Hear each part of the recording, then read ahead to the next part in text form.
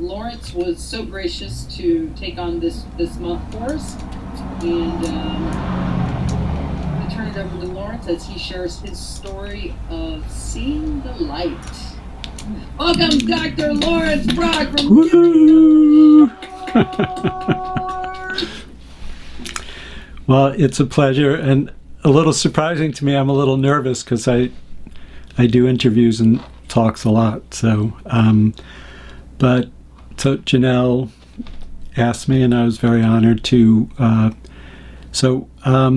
I've had a lot of really magical, mystical, really cool spiritual experiences in my life.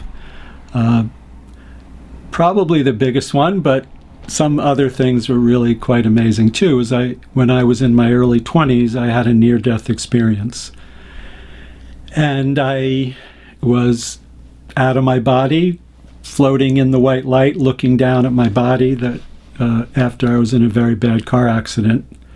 I talk about it because I did have other spiritual experiences before that, but I kind of ignored them, and this was something I just couldn't ignore. And I feel like it was Spirit giving me a kick in the butt to get on a spiritual journey, which I definitely did after that. A good friend of mine once said the saying, Spirit will whisper to you, and if you don't listen, talk a little louder, and then the way he put it is, then knock the door down. And you want to listen before Spirit knocks the door down. I did not listen before Spirit knocked the door down.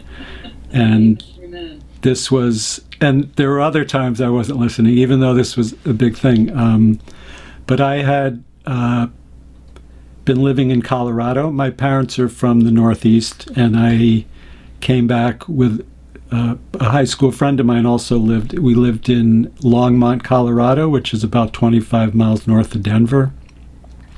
We came back to visit our parents, and the day we drove back, so it's like 1,800 miles.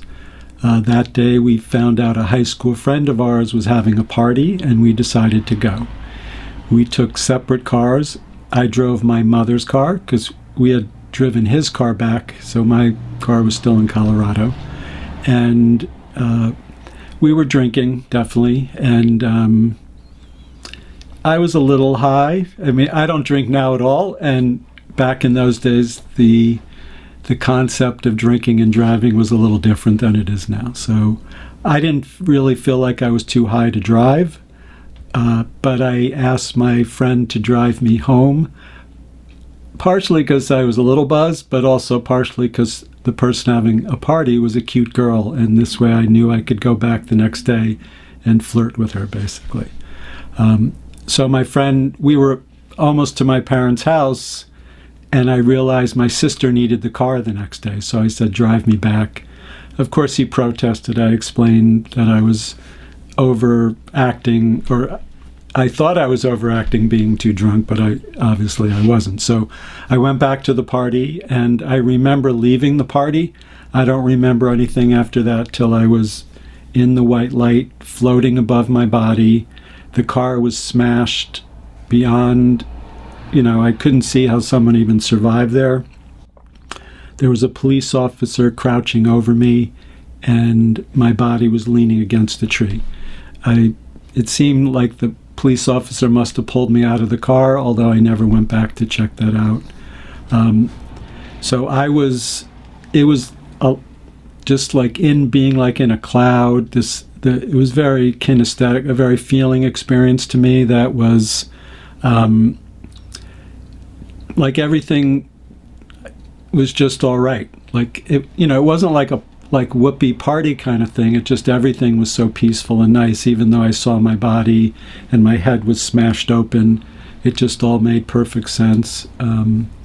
There was just a connection to really understanding pretty much everything. But I realized it was also like understanding nothing. It was like, because there were no questions. Like you didn't need an answer. It was just, everything was good. And so I was facing toward where the car was, and this big tree, which I actually went back later to look at. There was this little tiny dent in the tree, even though my car was smashed completely.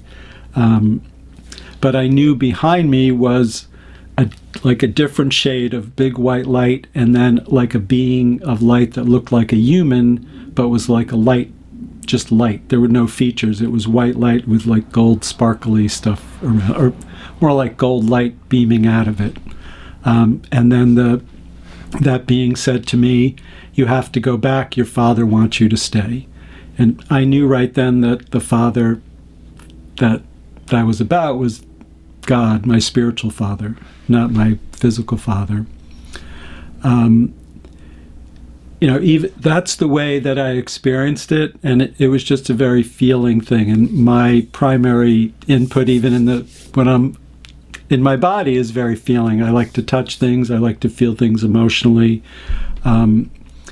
So after, in a lot of ways, the biggest effect it had on my life was I started meeting a lot of very spiritual people that had near-death experiences, teachers, very cool teachers, healing teachers, and someone I really connected with he's passed away, so he was a Sufi sheikh, which is the mystical part of the Islamic tradition.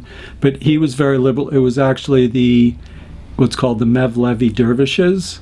So they follow the teachings of Jalaluddin Rumi, who a lot of people know because Rumi, they take poems out of his spiritual writings, and they sound like love poems, but those poems are really about his love for God and his spiritual teacher.